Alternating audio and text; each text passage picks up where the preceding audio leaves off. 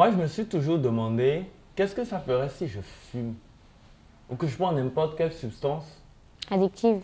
pour faire l'amour? Quand tu parles de J'ai substance, été, mais vraiment, peu importe, tu vois, ça peut être médicaments et tout ce qu'on nous vend comme tisane. En fait, le déclic est venu de là pour moi.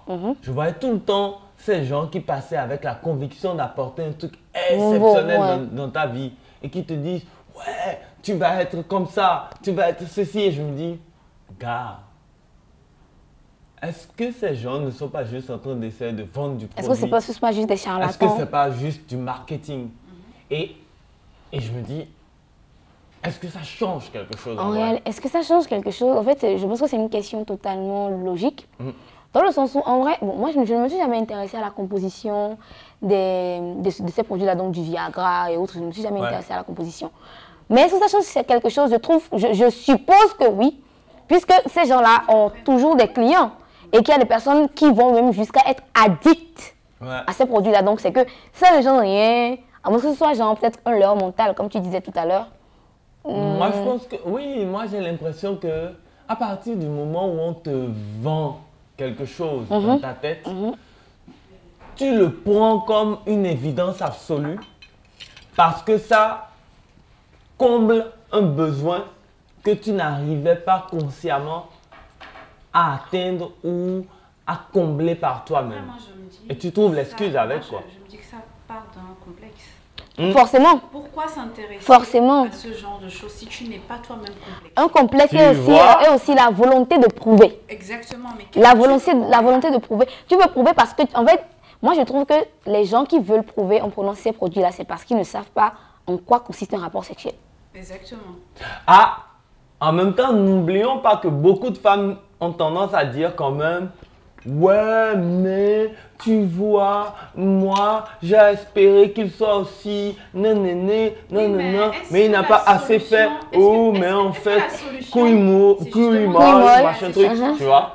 Et là, l'ego masculin. Après, si tu as une couille molle, tu as une couille molle. Après, c'est de là, c'est de là que naît le complexe. Hein. Oui. C'est de là que naît le complexe. Parce que tu vas vers une femme, vous avez des rapports sexuels, et après, elle est déçue, elle te le dit.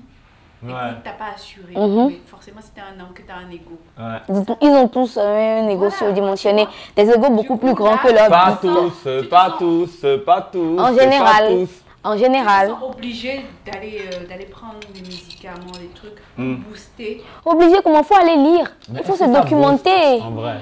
Il faut se... Moi, Est-ce que ça booste?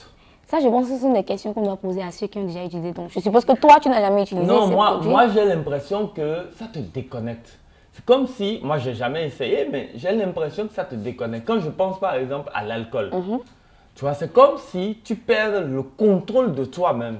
Et comment, quand tu perds le contrôle de toi-même, tu peux profiter suffisamment Jamil, de ce que tu vis. L'alcool, de ce que j'ai compris, en tout cas en discutant avec certains hommes, c'est que lorsqu'ils prennent beaucoup d'alcool, qu'ils sont très alcoolisés, ils n'arrivent pas à éjaculer. Exactement. Tu comprends? Donc, ils peuvent genre avec la même femme pendant 30 minutes sans éjaculer à cause du taux d'alcool qu'il y a dans leur sang. Tu vois ce que je veux dire? Donc, je ne sais pas si l'alcool en lui-même est vraiment un stupéfiant, bien quelque chose qui les aide, un aphrodisiaque exactement. Mais tu sors de ton corps. C'est vrai, tu n'as plus le contrôle. Est-ce que ce n'est pas le... Si tu perds le contrôle, comment tu profites du plaisir? Tu vois ce que je veux dire? Moi, c'est ça qui m'intrigue.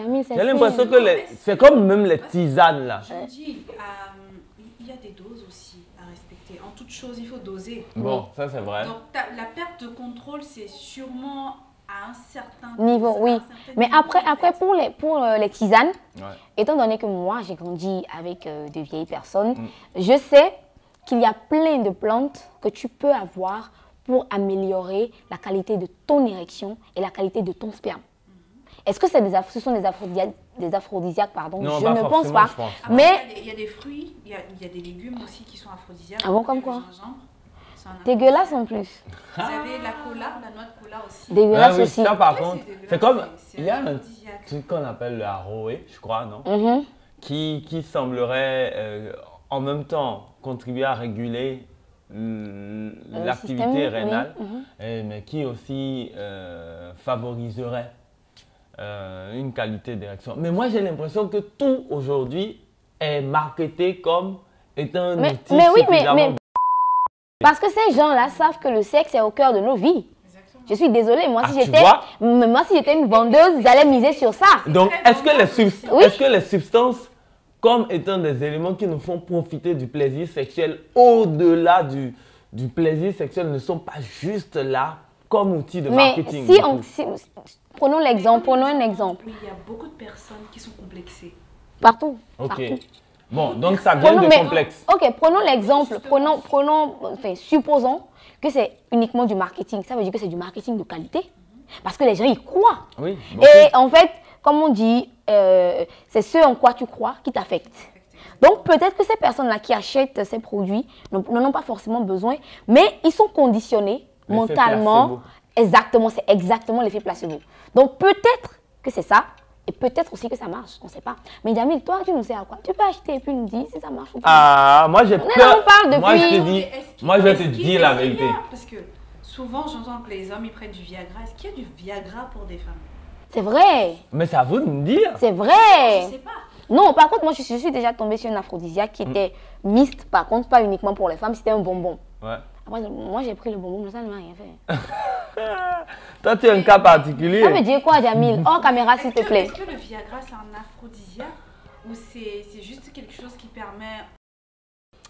Le Viagra est dit servir à l'érection essentiellement et à maintenir une certaine, on va dire, une certaine forme de virilité membrane. De la membrane érectile, quoi. À des personnes d'un certain âge. Ok, qui ont des problèmes érectiles. Oui, voilà. Alors il semblerait que pour certains aussi, c'est un accompagnant. C'est-à-dire que pour que la queue se lève, il faut qu'il y ait du sang. L'afflux de sang. Un flux de sang qui traverse les parois. Et donc, des fois, parce que le sang ne pompe plus suffisamment bien du fait de la fatigue corporelle, eh bien, il faut du Viagra pour impulser une tension suffisante. Mais si je comprends bien, c'est pas le Viagra là, les hommes prennent et puis ils sont en train de H24 là. Oui, parce pareil. que j'ai déjà vu des histoires où on dit oui, le monsieur il a pris du Viagra et la fille n'est plus venue. Oui, comme dans la nouvelle chanson de Vanola. Ouais. Mais ça veut dire que en fait, moi j'ai lu des articles par rapport à ça où il y a des risques de maladies cardiaques. Tout à fait. Tout à fait. Mais pourquoi tu t'inquiètes pour si quelqu'un veut se tuer, qui se tue? Moi, c'est même ça qui me fait peur et je disais tout à l'heure. Souvent, ils ne sont pas informés aussi. Mais oui. Qui en prennent et qui font des... Mais c'est la paresse intellectuelle. Je suis désolée parce que moi, j'achète n'importe quoi, je m'en vais me documenter dessus. Mais ils ne veulent pas lire. C'est important de lire, de se documenter, de chercher à savoir ce que j'achète là, quel effet ça a. Et au-delà même de ce qu'on t'a dit que ça peut faire, on a Internet aujourd'hui. Ouais. On a la possibilité d'aller vérifier, de faire attention à est-ce que ça et ça peuvent ou pas. Moi, j'ai peur. Moi, en vrai, c'est pourquoi je ne tente jamais n'importe quelle substance. C'est que j'ai peur des revers. Je pense que toi, tu fais vraiment partie de la minorité. Parce qu'une chose est sûre, le marketing marche d'enfer. Oui. Ouais. Donc, je ne sais pas si... Obligé de prouver. Justement, je ne sais pas si parmi ceux qui nous regardent, il y en a qui prennent du Viagra ou quoi que ce soit. Mais en tout cas, moi, n'hésitez pas en fait, n'ayez pas honte, racontez-nous tout. Vous savez déjà que nous, sur ce plateau, on n'a pas honte. Donc, racontez-nous vos histoires, vos expériences par rapport aux aphrodisiaques. Et dites-nous aussi si vous avez ressenti une différence. Enfin, racontez-nous.